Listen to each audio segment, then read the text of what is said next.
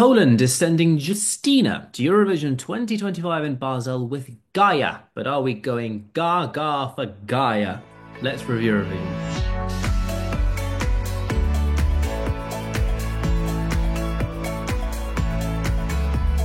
Yes, Justina is Poland's choice for Eurovision 2025, and it'll be very much deja vu. It is not the first time Justina has been to Eurovision. In fact, this is a very fun fact. This is the longest gap between two Eurovision participations that any performer has ever had. She represented Poland in 1995, awfully long time ago. That was in Ireland, I think.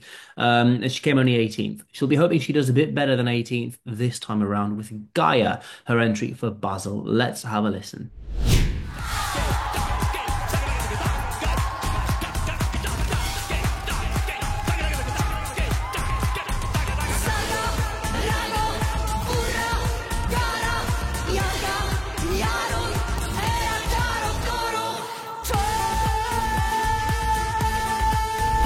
So that was Poland's entry for 2025. What do you think, Emily? I find, I think for it to do, for me to like it, I think the problem is if I'd listened to it, I probably wouldn't mind it. But the problem is I've seen the national final performance and it is quite chaotic and probably on the messy side. I mean, like, she is super fierce and obviously having kind of performed 30 years ago, she's, looking and sounding pretty damn good, but it's a really kind of it's very like messy and chaotic and you don't really kind of know what it's trying to get across. I mean, the song itself means kind of Mother Earth. So if she's trying to channel kind of all the things that Mother Earth can kind of throw up, then she's kind of doing that, but I really think it needs a kind of bit of streamlining and toning down a bit um when it comes to Basel because yeah, at the moment it's not one of my faves, I'm afraid. Yeah, that's all very fair. I've kind of gone through waves with this because my first interaction with it was the studio version, and I didn't really think anything of it. I thought just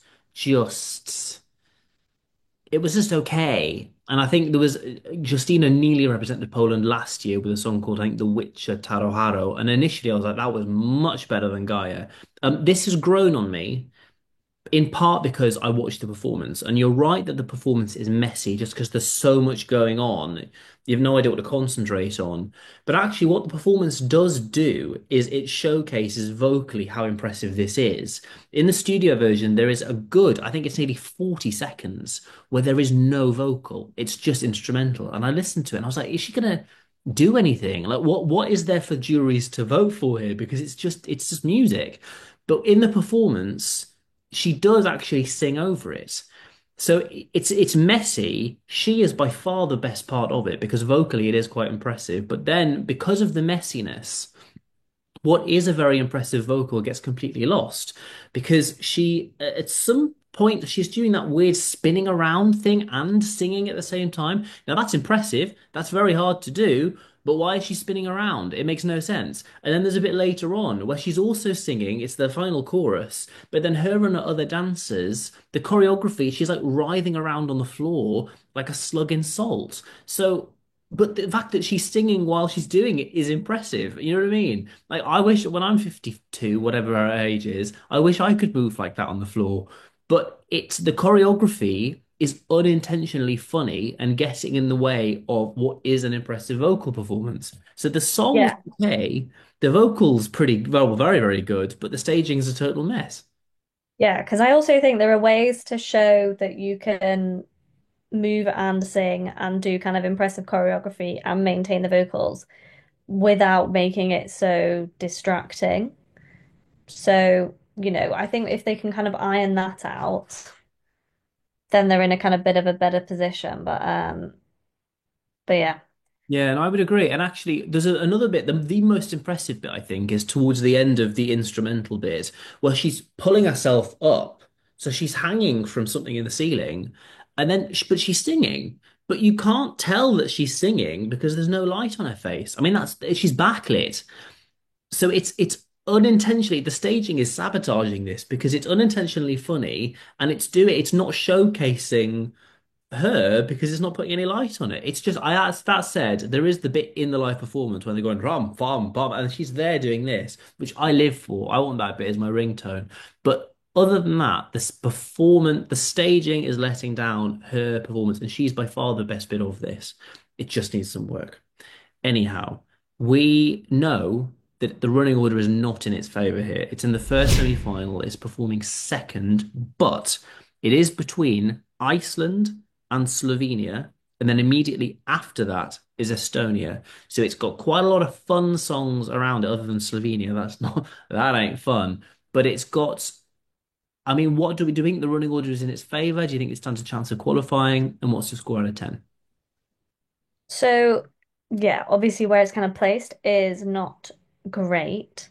I am really kind of on the fence as to whether it'll qualify. I think if they can kind of sort the staging out, then it stands a better chance. But at the moment, I think it's a bit of a toss-up. On the bookies, is it meant to qualify? I think it's scraping through, the bookies reckon. Okay. Yeah, I think it could get through kind of ninth, 10th. And I don't think it'll do hugely well in the final. In terms of what I would give it personally, I would give it a 6. So kind of more positive than negative, but yeah, room for improvement. Fair. I do think this is going through actually, because I think the diaspora will come and help this. We say that every year, and it didn't help last year, but fundamentally, Luna couldn't sing, and the staging was a mess. This she can sing here, and obviously, Justina has been around for a long time. This is 30 years of experience. People in Poland who've since moved away will have heard of her, so that she's got that advantage, and I think that will carry her over the line, especially because, as we've said, she's got Iceland, Slovenia, and Estonia around her. And those three songs, either there's no vocal to appreciate there, or the song is crap. So actually, I think in the first chunk, she will stand out. You're giving away your views on songs here. I know it's true. Well, you'll have to stick around on the channel to see exactly what I think. But I think, it stands out enough that I think actually this will quite comfortably go through. As it stands in the final, until they fix the staging, there's no way this is on the left-hand side of the scoreboard. If they fix it, I could see it being 11th, 12th, 13th, but we'll see. And my score, you gave it a 6, I think. I'm going to give it a 7, a bit more optimistic, because the vocal is there, the song is decent, the staging is that's what needs to fix. And as it stands, that's what is sabotaging this entry a bit. But she's great. We're going to see how they do, obviously, in May. We've got plenty of other reviews to come before then. Like and subscribe. Hit the bell, you'll get notified every time we have new videos. We're also in podcast form. So if you don't want to look at us, why not listen instead? Thank you very much for watching and listening, and we'll see you next time.